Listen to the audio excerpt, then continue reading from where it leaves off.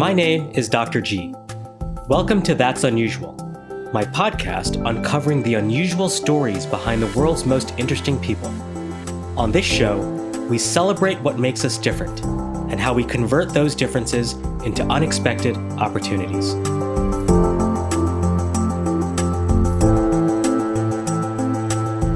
Hey everyone, it's me again, Dr. G. Welcome to this week's episode of That's Unusual. You can help me out a big deal if you go and subscribe to this podcast on iTunes, Google Play, or Stitcher. It helps me out a great deal and allows me to keep producing these weekly shows for you. So please go do that. While we are all too familiar with YouTube sensations like Gangnam Style, Justin Bieber, and even laughing babies that have spawned viral phenomenons, only one YouTube sensation can claim to have forever changed the landscape of medical diagnostics. Yes, you heard me, medical diagnostics. On this episode, Inventor extraordinaire Dr. David Albert shares the founding story of AliveCor, the first FDA-approved portable EKG device that is operated through your smartphone. Since its approval, the device has been attributed to saving countless lives. Dr. Albert reveals how a home-produced YouTube video changed the course of his career, what inspired him to invent AliveCor, what it's like to disrupt a largely incumbent and resistant industry, how his device was used to save a life while 35,000 feet in the air, and even shares the influence behind his signature clothing attire. As you listen to this episode, I ask that you reflect on your own unusual stories and unique qualities that can help open doors to unexpected opportunities. And so with that, let's get started.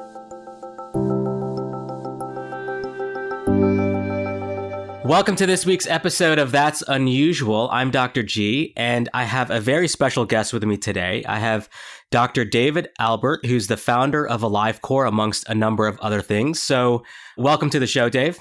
Thank you. It's a pleasure to be here, sir. So we have a lot of great, topics to cover during today's conversation, but I think just to kick things off, if you could just tell the listening audience who, in your own words, is Dave Albert? Well, my kids say that my dad is a mad scientist and an inventor and left being a doctor a long time ago, and that's probably pretty correct. I trained at Duke Medical School and then at the University of Oklahoma, but I was an inventor from the times I was a medical student at Duke and an engineering graduate student at Duke. Kind of necessity is the mother of invention. I invented a device to try to help my dad, who was recovering from a heart attack, and that led to my first patent in 1983. I now have 55 issued U.S. patents, a lot more international ones, and began me on my entrepreneurial journey, which was unplanned. I had never planned on being an entrepreneur. And back in the early 80s, it wasn't as common as it is today. So it was more unusual, yet I had a bunch of wonderful both parents and mentors who encouraged me, and, it's worked out all right. So where did your interest in all of this come about? I mean, was your father, is this something that your father had passed along to you? My father was a lawyer and a politician. So for your listeners, my father was named Carl Albert. He was actually the Speaker of the House from 1970 to 76 and was first in line for the presidency when Nixon and Agnew resigned. So I grew up in Washington, D.C., and now, Dr. G, you understand why I went to St. Albans. And I went off to Harvard and majored in government. But I always wanted to be a doctor, so I was a pre-med also and went to Duke Medical School. And the story's kind of funny. My dad had a heart attack, and he was released from the hospital when I was a third-year medical student doing research. And the doctors, he went through the normal cardiac rehab at the time, which was kind of primitive. And they told him they wanted him to walk and take his pulse. Well, at the time, there were no Polar chest straps or Apple Watches or Fitbits. And I knew that my then 70-year-old dad would have a very hard time taking his pulse. So I asked one of my good friends at Duke Medical School, who had been an undergraduate biomedical engineer at Duke, and he introduced me to a grad student classmate of his, who was a grad student there at Duke. And I gave the guy $200 to build me a heart rate monitor for my dad. And 2 months later, he brought me a printed circuit board with lots of wires on it and said, well, it doesn't work, but this is all I'm going to do. And I was so pissed off because $200 in 1981 was like all my money for like months. And so what I decided to do is I went to my parents and I went to the dean of the medical school and I went to the dean of the engineering school and I said, I want to take a leave of absence. I only had 8 months left to do medical school and I want to go back and become an engineer. And so I spent 3 years taking undergraduate and then graduate engineering classes at Duke. And I built a heart rate monitor and licensed it off eventually. And it was a really an early heart rate watch. I can tell you the patent, it's been cited many times by many companies since then. The patent's long expired. But I then built an ultrasound machine and licensed that off and then went back to the University of Oklahoma for my postgraduate training. And while I was there, I came up with a third invention and nobody wanted to license it. And so I went to the chief of cardiology, who was another one of my mentors, a guy named Dr. Ralph Lazera. And I said, Ralph, I think I want to go start a company. Of course, we had my wife, I was married, I had a young child, we were poor. That was really a bad decision on my part. But I started off and left medicine. And that was in the late 1980s, left academic cardiology and started my first company 4 companies ago. And that's a company called Corazonics, and ended up building the first EKG microscope, and which we sold all over the world. First, we built it up to about $3 million in revenue and then sold it. And then wait, so did you say EKG microscope? Microscope. It looked at microvolt level signals as opposed to millivolt, 1,000 times smaller than we normally look at on a regular EKG. So then spent about a year figuring out what I wanted to do. My wife was getting tired. She was a fellow at the time in rheumatology, and we had 2 kids. And then I came across an idea, early handheld computing, HP Palm Top, which is a dinosaur today in the Jurassic period of handheld computing. And I said, I think we can use this for patient care, and started my second company, Data Critical, which we built up to $35 million in sales, went public in 1999, and I sold to GE in 2001. And I spent about 4 years as chief scientist of GE Cardiology, working MR, CT, ultrasound, cath lab, EP lab, as well as patient monitoring EKG, and finally realized that big company was not the place I wanted to be. So I left and started some other ventures that are still ongoing. And then finally, in 2007, Steve Jobs changed the world when he introduced the iPhone. And having already been kind of a pioneer in handheld computing in medicine, I said to a partner of mine who's an Australian that, we should use this device and build a personal EKG. And he said, no, mate, we can't do it. Not possible.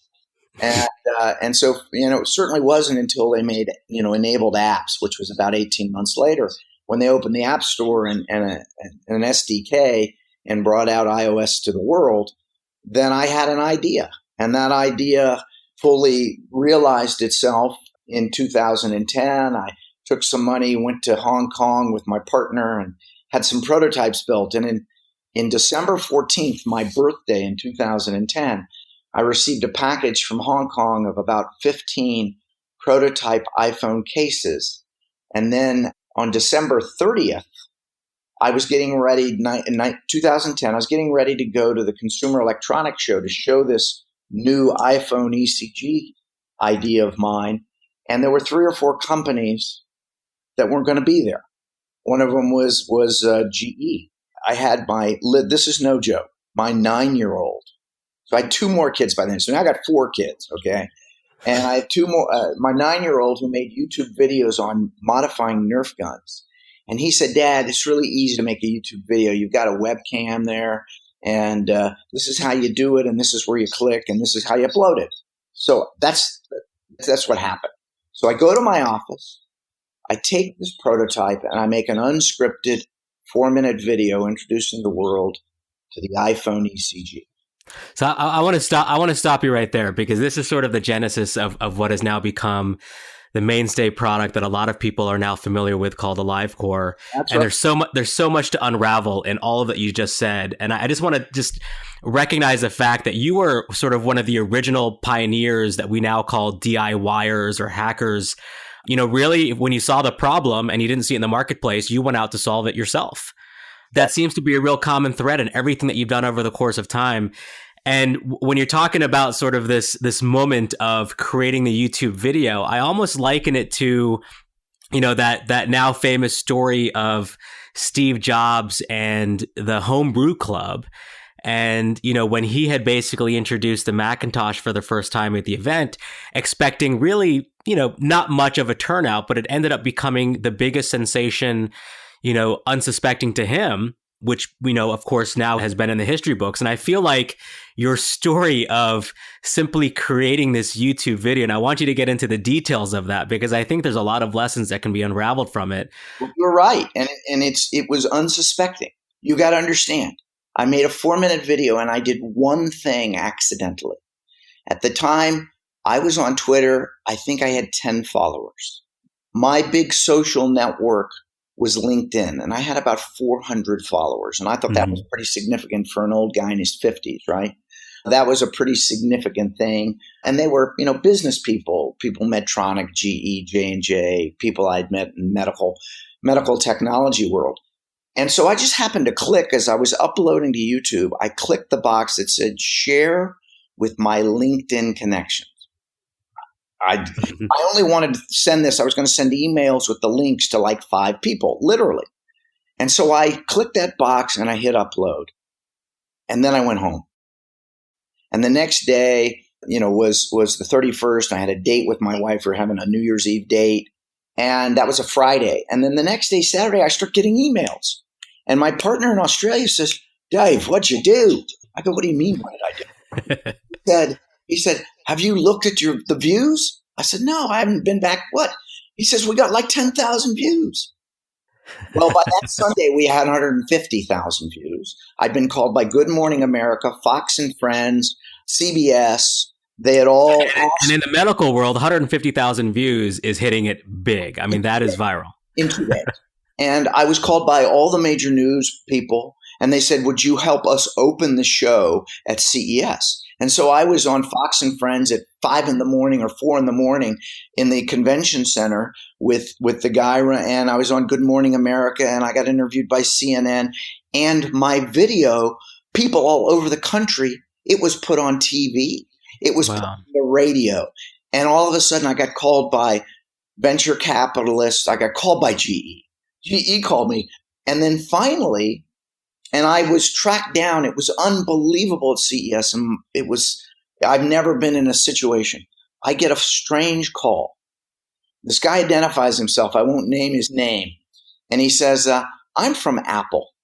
Dr. Albert, we'd like to talk to you. And we have a team that's come from Cupertino here. They don't go to CES. Not outwardly. You wouldn't recognize them. And he arranged a meeting in an hour. There were 7 people there. We met outside. I handed my iPhone to the guy. I took my case 10 feet away and I held it, and they watched my ECG. And then I gave him the case and I held the iPhone, and 5 of them came over and they said, how are you doing this? We've locked this down. I said, I'm not going to tell you. Now, was this the actual product, or is this still the prototype? This was the prototype, but it looked like original videos out there on the web, and you can go to YouTube and see it. I took it down after the FDA called me, by the way. Several friends said, what are you doing? I said, are you kidding me? I have no idea. I'm a 53-year-old guy. What's a viral video? Actually, I was 55. I have no idea what's going on. This is crazy. So all this PR and Apple, and they say, well, we want you to come to Cupertino. And, they met me 3 times in 2 days with a whole group of new people each time. So I go back, and my 9-year-old who taught me how to upload video, I get home and he goes, Dad, you've really made it. What do you mean? He says, you've got YouTube haters. That's Really made it when you have YouTube haters. I And love that.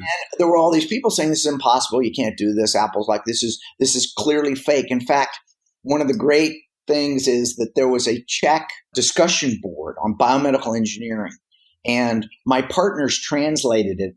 And they had these guys talking about this thing in video and said, it's clearly fake. You can see that's not real. He's not really recording his ECG. That's fake. And this one guy goes, yeah, clearly this thing is fake as bitch. That was, and my daughter made me a T-shirt with the original check that says iPhone ECG fake as bitch. I love that. And so, it's going to go up in some museum someday. Well, it was Father's Day present, I think, that year. And then, of course, I got called by venture capitalists. And they realized that, oh, by the way, I'd done this before. I'd been at Sand Hill Road. NEA had been the lead on Data Critical. And all of a sudden I get back and Eric Topol calls me. Now, I didn't know Eric, but I knew a lot of people that knew him well, like Rob Califf, who was a very good friend of mine. And Eric calls me. I got to have one of these things, Dave. So I sent one to Eric. Leslie Saxon calls me from USC and says, Medtronic called me and showed me this, and Apple called me and showed me this. You gotta, and so I met her at the Heart Rhythm Society in San Francisco. And while I was there, I had 3 meetings with venture capitalists, and pretty soon I had a Series A funding. And so what in your head? What are you making of all of this at that time? So all of this is just unfolding so quickly. Yeah, and my partner in Australia is, he'd been in the medical technology business, and neither of us, we're both in our 50s at the time. So this is not like, who knows? And so the next January, we've got our company. We're building things in China. We've started our first clinical trial with Leslie Saxon at her body computing conference, and we've already founded VTAC, and Eric's diagnosed an MI on an airplane and published it. And it's kind of crazy, and more venture capitalists are calling. I'm in Qualcomm's booth because Qualcomm invested in our Series A, and they've been an investor ever since. And I'm in their booth, and up walks this kind of slight gray-haired Indian gentleman. He says, I'm Vinod Khosla, Dave, and I'd like you to come. I'm very interested in your company. And of course, Scientific American had named us one of the 10 world-changing inventions. And they were there at the meeting handing out those magazines with us, the lifetime ECG. And so it continued, and Khosla came in and is now our lead investor and has been a huge supporter of the company. And of course, he has this famous, 80% of what doctors do, or 80% of doctors. I think at first it was 80% of doctors will be replaced by AI. And now he's pivoted, as is common in Silicon Valley, to 80% of what doctors do will be done by AI.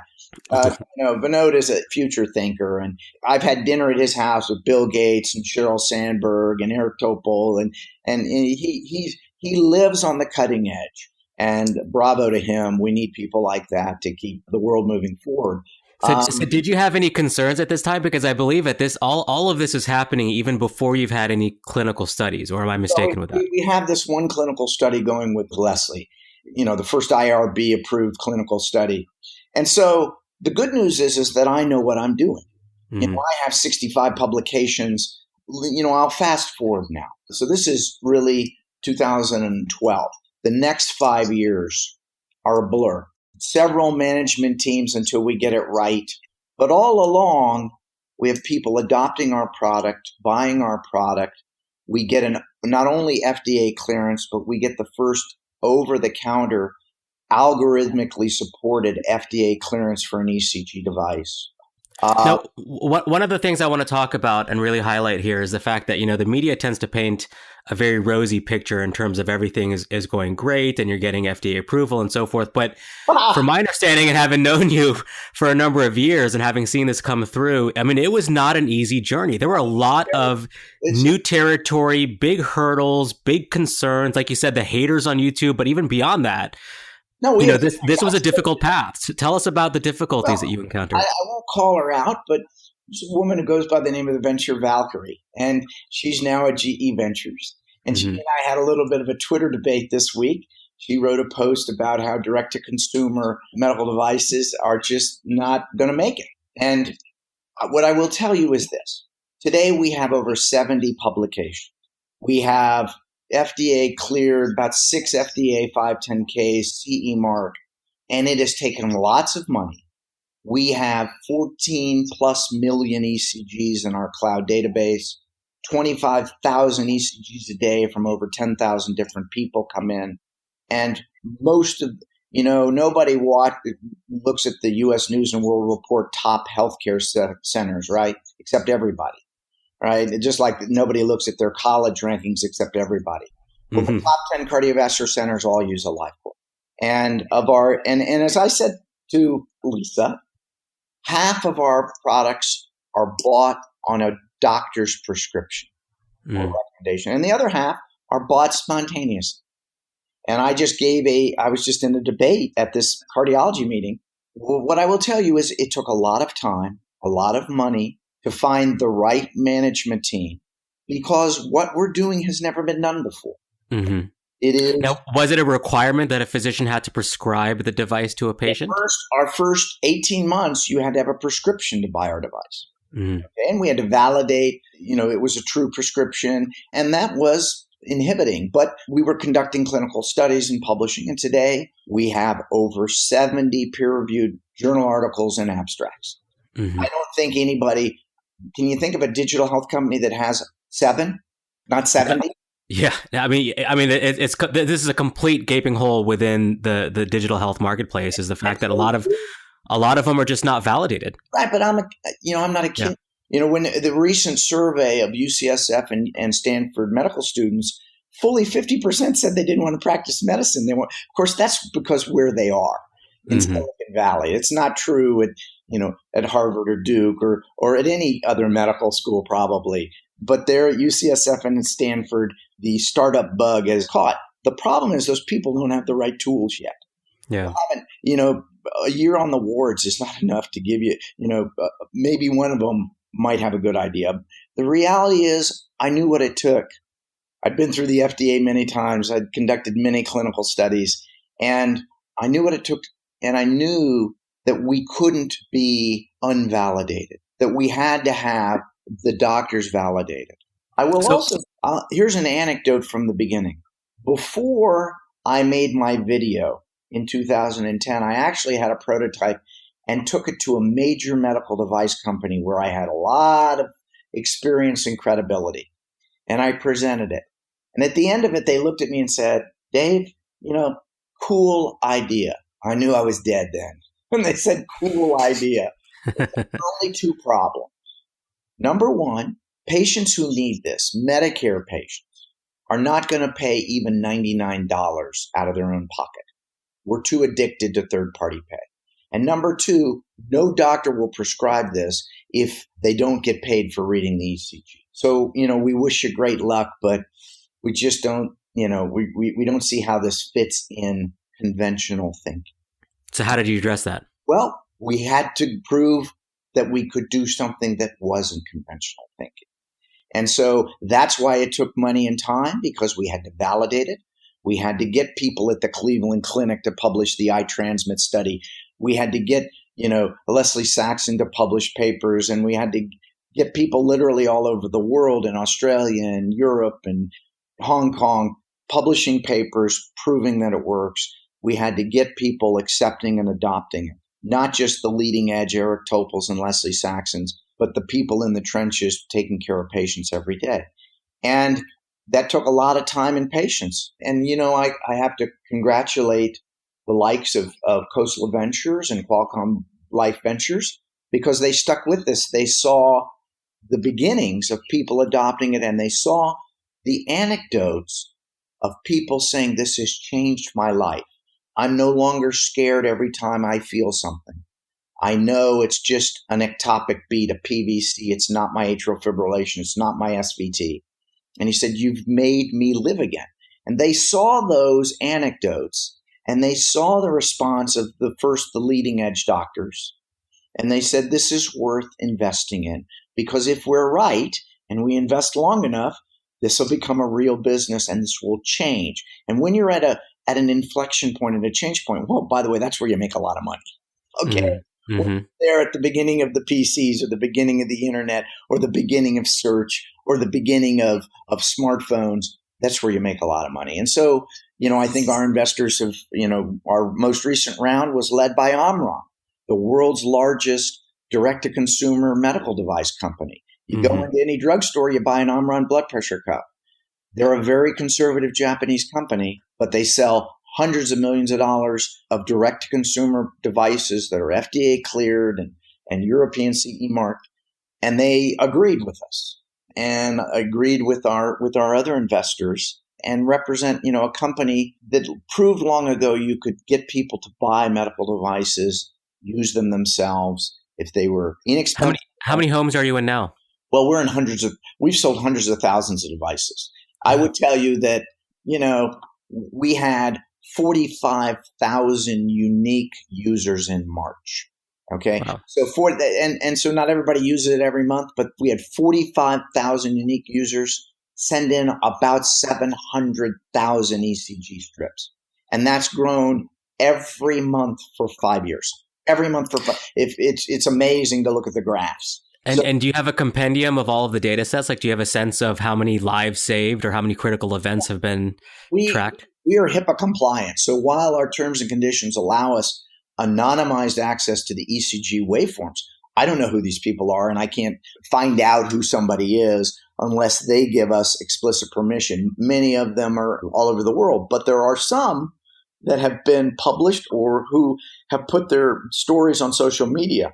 And I've got two that are great because they've been published, one on social media and one at the American College of Cardiology. The first one was an electrophysiologist in San Diego who on Twitter, and I could send this to you, said, 37-year-old guy, runs marathons, came in to the cardiologist and said he was having abnormal heart rhythm. They blew him off, put him on a treadmill, said, you're healthy, go take some Xanax, go home. He buys an AliveCor, records a wide complex tachycardia, brings it in, and they go, whoa. Well, we're going to send you to our electrophysiologist friends. So they do. They look at this rhythm strip. It's on Twitter. And they said, okay, this is fine. You got a normal heart. This is SVT with a Baron C. No problem. They take him to the EPA lab. They think they're going to do a simple ablation. And boom, he goes into VTAC. And leaves with an implantable defibrillator. And the second tweet out of that was, to be honest with you, the device, meaning AliveCor, saved this guy's life. He could have died any time. Incredible. And the other one was last year at the American College of Cardiology, two young cardiologists from San Diego Medical Center, a Naval Medical Center, published a case study of a 43-year-old, again, retired naval nurse, marathoner, incredible physical condition, who said, I'm having an abnormal heart rhythm. They put him on a treadmill. They put a Holter on him, nothing. They sent him home. He buys an AliveCor. He records his 250 beat per minute tachycardia, comes in and gets an AV nodal reentry tachycardia, an SVT ablation. He's cured, diagnoses himself. So in two instances, and I used both of those in my talk this last week, people were blown off by cardiologists, bought AliveCor, and came in with the diagnosis of their very serious arrhythmia. Now, that's the tip of the iceberg. I have no doubt that there are hundreds of those. And I can only imagine those stories alone is just simply enough to know that you've just, your device has saved, the lives of potentially many, many individuals over the course of time. I love the power of digital health being able to help, at least to some degree, close the gap on sort of this lack of, continuity of care in healthcare today. Where, we require, especially in cardiology, where, episodic tracking of one's cardiac rhythm, in a physician's office doesn't tell the whole story. And AliveCor essentially allows you to track and tell the story of the in-between moments, right? The moments where we're not in a clinic or in a hospital setting or a healthcare setting. And I think the power of what we could accomplish through AliveCor and other types of digital health technologies is very powerful. Now, of course, we've now come, from naming it e-health to m-health to digital health. There's been this sort of transition and evolution of what we call these sort of medical devices. And I'd garner to say that AliveCor, I think, was, one of the, inflection points, so to say, in terms of realizing the potential of digital health. And I just want to get your perspective on, where you see digital health, sort of a broad term going into the future? And where do you think things are going wrong? Because there's a lot of noise in the marketplace and very little signal. What would you attribute to that? Well, there was a rush. The VCs rushed in, and IT venture capitalists rushed in, sensing that new area where there is opportunity for huge wins. And there haven't been any huge wins yet. And that's because healthcare is different than regular technology. It is far more resistant to change, and far more dependent on prove it. And so we've had some very public failures. I hate every time I open the Wall Street Journal, there's another Theranos article. Companies like Scanadu and Qantas, I can name them. And those are just the ones we know about. There's lots of them who died at an earlier stage or struggling. And I think part of it is that it's what we went through. Unless you have investors who are willing to invest to get you beyond that chasm, and it's especially wide in healthcare, to get you the credibility, the validation, the clinical acceptance, the FDA. Well, Qantas is Khosla backed. What happened there? Well, you got to have something that works, right? Step one. And, the chief scientist founder is now at Google on the Verily watch. David he's the technical lead after Qantas. He's a friend of mine. The good news is there are the Google, the Verilys, the Samsungs, the Apples that are committed, as well as the Medtronics and the GEs. So digital health, I hope, will simply become health. And that's something I've tweeted in the past. We got to get rid of the prefix.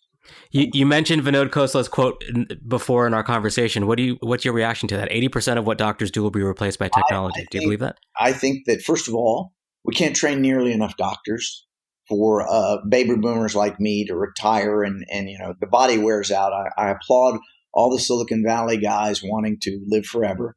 Bravo. I'm not going to hold my breath. But what I think is that AI will be a powerful force. I tell my children, and I've got one doctor, I got a resident in medicine at Cedars-Sinai, my oldest son, out of 4 kids. But I tell all my kids, there are 2 professions that I absolutely don't want them to go into. One of them is a very prevalent profession, and the other one is a very profitable profession. And the first one is truck driving. And the second one is diagnostic radiology. Both of those are going to be destroyed, disrupted, whatever term you want to use, by AI. No question about it. It's not an if, it's a when. Yeah. The imaging machines from GE and Siemens will give you an expert diagnosis. Okay. After looking at tens of millions of expertly annotated images, they'll know, they won't miss anything. They won't get tired. And that'll happen just like truck driving goes from point A to point B. From point A to point B is a perfect application for self-driving vehicles. And so those are 2 professions. So, you got to be a lifelong learner. Don't go into things. And so I think AI will help doctors because Vinod's most recent interview, I saw it. He talked about, doctors need emotional quotients and technology quotients. And, he said, maybe we should pull our doctors from the USC Film School. Well, one of my sons is at the USC Film School. And he was a National Merit Scholar and took multivariable calculus as a high schooler, but he wants to make movies. I would say that we're still going to need, I hate to say it, but biology is very complex and very wet. It's not totally amenable to silicon-based solutions. So we're going to need both to deal with the issues that are coming, which are elderly populations and an increasing burden on the country's economic system. When we get to 20% GDP, are we headed to 25? I mean, where does it stop? And my wife is a rheumatologist. Humira is the number 1 selling drug, $16 billion in revenue last year. When's that going to stop? It was Lipitor. That was at $13 billion. Now Humira at $16 billion. When will everyone say stop? Ouch. And technology has to help us make better decisions, personalize medicine. I can give you one example. We're AliveCor participating in a personalized medicine study being run by Dr. Nicole Berry-Mers and Dr. Brennan Spiegel at Cedars-Sinai under a grant from the governor of California's office. And they're just piloting, can people use digital health tools like AliveCor, scales, Fitbits, as well as prick their finger so that they can have hundreds of biomarkers monitored on a weekly basis? Will people who need it, and these are all diagnosed coronary disease patients with moderate to high risk, will those people comply with all these digital tools? One of the things we've worked at a lot, and it's why I'm glad I've got the management team I have, who are basically all from Google, Vic Gandotra, our CEO, and Frank Pedersen and Simon Prakash, our VPs of hardware and software. These guys understand consumer. And so you have to engage people. And that's the other thing. Once you've got something proven, well, now you still have to get people to use it and keep using it. It is emerging. It is the Venn diagram of where medical care, where compliance is always an issue when people leave the hospital, and consumer, where adoption is critical and stickiness is critical. We're at that intersection. And I think, we're learning as we go, and we're making some mistakes, but we follow what I call my entrepreneur's prayer. God grant me the wisdom to only make new mistakes. And because of that, we continue to grow our business. We continue to gain more and more traction, both with consumers as well as with the medical profession. And, I think we have a bright future. Well, those are just incredible tips and perspectives, and I can't think of a better way to segment into our Mad Lib section of our conversation. But you know what? Before we do that, to satiate my own curiosity here, you've got an incredible. Your attire is so dapper and so pristine for those who know you. Wearing your bow ties and so forth. Where did that influence come from? Well, actually, that's a funny anecdote. So the short anecdote is I'm a medical student at Duke, and I'm 5'5". And of course, we all have to wear ties on the wards and white coats. And I'm very interested in cardiology, so I spent a lot of time listening to people's hearts. And as I do that, my tie would flop down onto the patient. And, now we know ties are nidus of infection, and you shouldn't wear them, and that's a bad deal. But at the time, a guy said, Albert, you're short, so what you need to do is get a bow tie. And I'd actually had a bow tie given to me for like my college graduation. And I had a guy who I knew who was in the haberdashery business tell me, take your shoe, stand it on its toe, tie your shoe. That's how you tie a bow tie. And from that point on, so that's like 1982, I was a bow tie guy. And I got to the point where it's kind of my nom de plume. So I think I'm not going back. Well, I love it, and I love your collection, and it's sort of become a little bit of your signature mark, and I can always spot you from a mile away by your attire. So I had to ask that question. All right, great, Dave. So we're going to jump into the rapid fire Mad Lib section. If you're ready for it, we'll jump right in. Very good. All right, good. The best piece of advice I ever received was do not give up. Do not give up. Do not give up. If you think it's right, do not give up. I am most curious about what the future will bring in 15 years. Beyond 10, less than 20, in 15 years, what's the world going to look like? And if we're not radioactive cinders, I'm optimistic. Looking back, what would you tell your 20-year-old self? I probably wouldn't say anything because my life has been a great adventure. My wife of 33 years, if I had, I had girlfriends I thought I was going to marry before then. If I'd have done that, it probably wouldn't have worked out that well. So I probably would just sit there, not wanting to cause a time paradox and not tell my 20-year-old self anything, and just understand, being very satisfied, smiling, drinking a nice glass of champagne, saying, bravo, pal, you got a great adventure ahead of you. Right. If I had to write a book about myself, the title of the book would be Saving Lives One Invention at a Time. That's very fitting. That's my mantra. So if you could invite 3 people over for dinner, who would you invite? It's easy. Thomas Jefferson, Jack Kennedy, and Albert Einstein.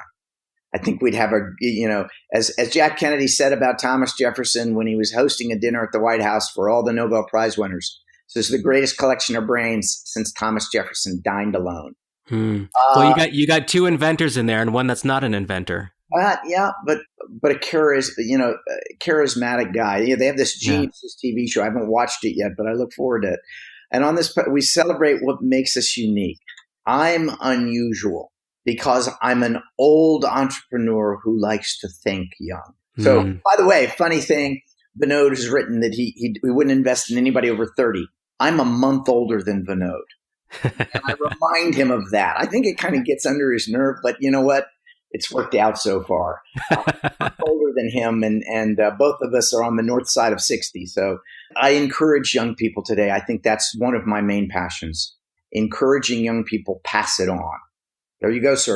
I love it. Well, Dr. Albert, was such a delight having this conversation and getting to know you at this level. So fascinating just to hear your backstory, and I look forward to really seeing I feel like AliveCor is just really at its beginning stages, not just in itself as a product, but where the company itself is going to go and how that's going to influence a lot of other development in the space, which is well needed. Before we wrap up and hang up here, if those listening wanted to find out more information about you, about AliveCor, about anything else that you're involved with, where would you direct them to go? Well, I mean, they can either certainly go to AliveCor.com. Anybody who's on LinkedIn can go to my LinkedIn profile. I don't update it very often, so I think it says 33 patents when I'm 55, but that was just a few years ago. And, if you want to see kind of the evolution, you could go to YouTube and search Dave Albert, MD, and I think you'd find an unusual mixture of different videos of me talking about everything from big data and AI to spending in healthcare. So and I think people should definitely go and check out that initial viral video. And we will have that posted on our show notes as well for people to get access to and all the resources that you talked about. So, Dave, it was a pleasure. Thank you for being on the show. Thank you, sir.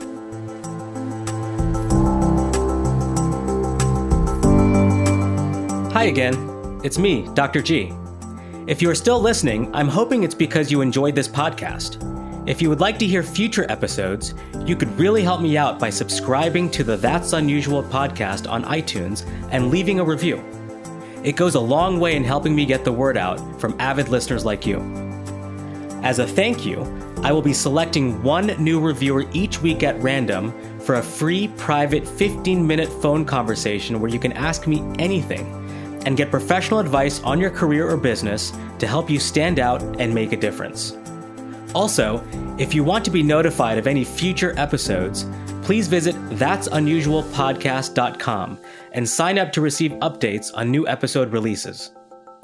Until next time, remember to always think unusual.